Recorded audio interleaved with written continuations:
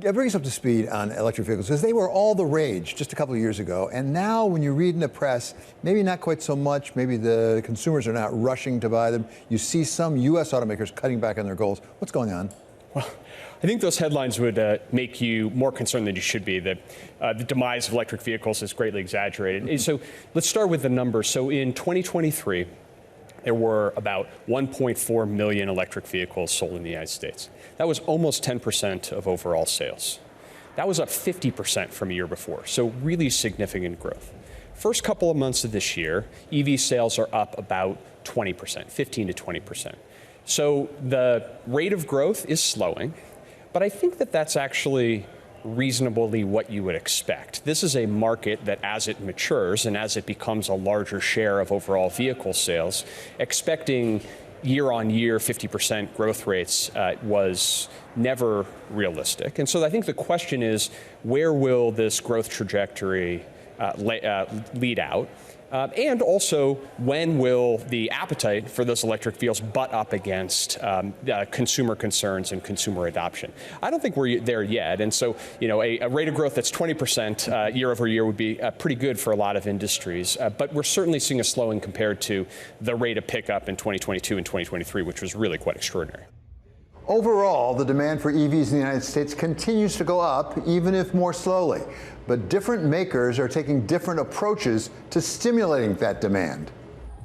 Ford, for example, cut prices significantly on the Mustang Mach-E as a response to demand. All eyes will be on Tesla, of course, because Tesla is the market incumbent, the pure play EV name. How it fares in the first quarter will be critically important. There is something happening where the early adopters in America have been and gone in terms of the consumer, and there is still an assessment to be done on how impactful the incentives provided by the Inflation Reduction Act are going to be. And it's not just the traditional big three U.S. automakers seeking to take advantage of those incentives, raising the specter of the U.S. being left behind by overseas producers the way we saw in the 1970s.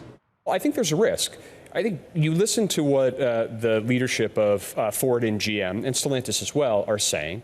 They recognize they're behind, that this is fundamentally a technology play. Electric vehicles, it's a fundamental shift in technology. It's not just an incremental shift in vehicle technology. And they were behind. Tesla, Hyundai, Kia are both ahead.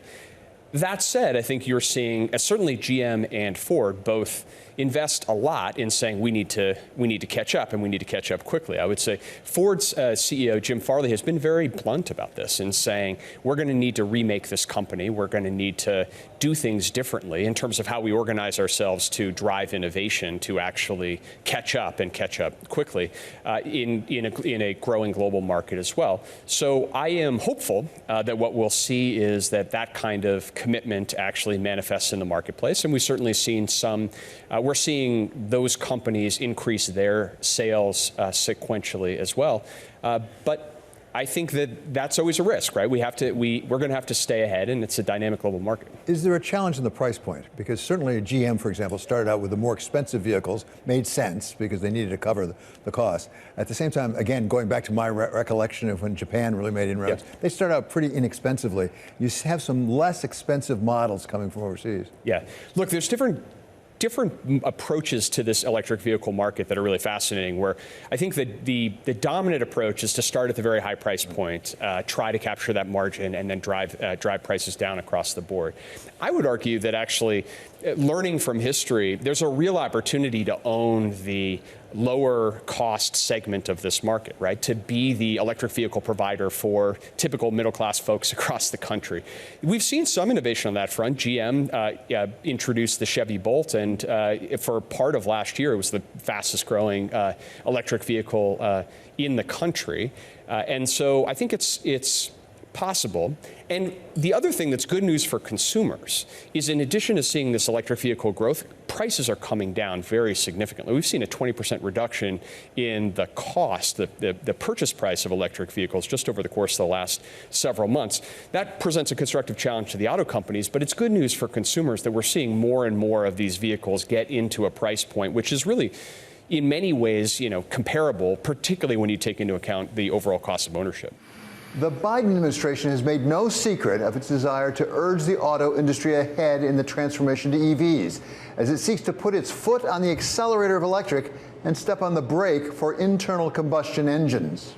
And then we kind of have the carrot and the stick approach, where the carrot is the incentives provided for by the Inflation Reduction Act. But just this week, the Biden administration came in with the stick, more stringent tailpipe emissions by 2032, particularly aimed at the likes of GM and Ford, to accelerate their transition to selling more battery electric vehicles because their combustion engine cars will be bound by these new stricter rules. You have to remember that GM and Ford are using the kind of highly profitable combustion engine pickup focused business to fund their transition to EV.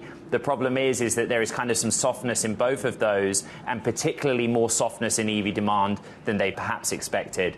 And one thing that's sorely needed if we're to get to an electric vehicle future is a way to charge those vehicles across the country. The single most important thing the government needs to do is to backstop the build out of an electric vehicle charging infrastructure. It's interesting if you look at the cost effectiveness of public investment to actually reduce emissions across time. There's probably no higher bang for buck investment than a public investment in infrastructure. And if you think about it, it makes sense, right? Who's going to build out the backbone of chargers across the country to help address range anxiety and give people a sense that this will be as easy as owning an internal combustion vehicle? The good news is the government is doing that and backing that in a significant way. That was part of the infrastructure, the bipartisan infrastructure bill that we passed in 2021. And that money is now hitting the streets, and we're starting to see a significant build out of that infrastructure. We're going to need to make sure that that stays on track and that the experience, the charging experience, not just that there are chargers there, but the experience itself is easy and straightforward so that consumers feel as if this is something that they can get comfortable with. The way things have developed, we can't talk about electric vehicles without talking about China and BYD. It's becoming a real factor globally. We just had the former President Trump talk about the possibility of manufacturing in Mexico, 100% tariffs that come across the border. How big a factor is China, and how should the government handle that challenge? Because the BYD automobiles are at a much lower price point, I believe. They're lower price. I also think they're not particularly well positioned for the U.S. market and the U.S. consumer. Look, I think we need to step back. The challenge that we have with China right now is quite significant, and we need to have a strategy to address that.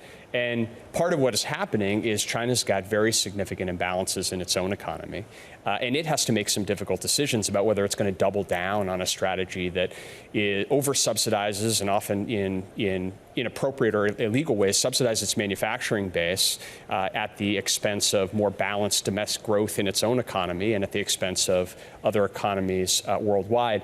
And that overcapacity issue is an issue for the U.S. economy, but it's also an issue for the European economy. It's an issue for other economies as well. It was interesting just this week we saw Brazil actually raise the prospect of anti-dumping duties against China because they're facing these pressures as well.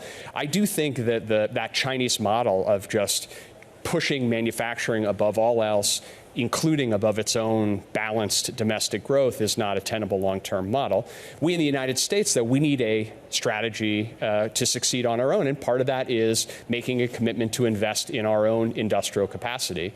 One of the things I would note is that in the last year, the single category of manufacturing investment that has grown the fastest in the U.S. is in the upstream electric vehicle battery supply chain. It's a $42 billion in manufacturing investment going into everything from upstream, processing of critical minerals to battery assembly, and then ultimately electric vehicle assembly as well. There's a lot of investment in the United States to build that capacity, and as that happens, hopefully, as we were talking about, prices will come down. Finally, talk us about the labor consequences of electric vehicles. As I understand it, takes significantly fewer workers to produce an electric vehicle than an internal combustion engine car. What does this mean for the auto worker, which is very much on everyone's mind right now? Well, look, I think what you need to look at is the entire value chain. And so the electric vehicle itself, from an assembly perspective, has fewer parts and therefore less labor. the building of the batteries and the whole upstream supply chain there creates new opportunity for workers and for labor. So that whole battery supply chain that I was just talking about, it's referred now, often as the battery belt, from Michigan down to Georgia. We're seeing this investment in the manufacturing and the processing and these upstream components as well. Taken together, that creates real new opportunities for American workers, American labor. I think it's one of the reasons why these things aren't easy, but you've seen even the UAW come around and recognize that this is the future of the industry, and the opportunity is to effectively organize that whole value chain. And they're seeing more opportunity than threat from that. Is a fair amount of reskilling required in order to do that? Yes and no, in the sense that the best positioned workers to actually do that work in the future are the existing workers who have been trained and worked in auto plants or in the suppliers, tier 1 and tier 2 suppliers. Those workers are the best positioned, and they should be in a position to actually have a first shot at jobs in the battery supply chain. At the same time, we're talking about really cutting edge innovative technology. And so whether that's the chemistry involved or storage more generally, and I mean, this is exciting. We're talking about batteries for electric vehicles, but the storage technology itself is also going to help solve a lot of our energy needs, create a grid that is more dynamic and less susceptible to risk, help feed the need for energy that's going to come from data centers that AI is powering. So the underlying technology of how we store energy, whether that's in a vehicle or in a much larger battery, is one of these areas of cutting edge innovation where reskilling and frankly, we need new innovation as well.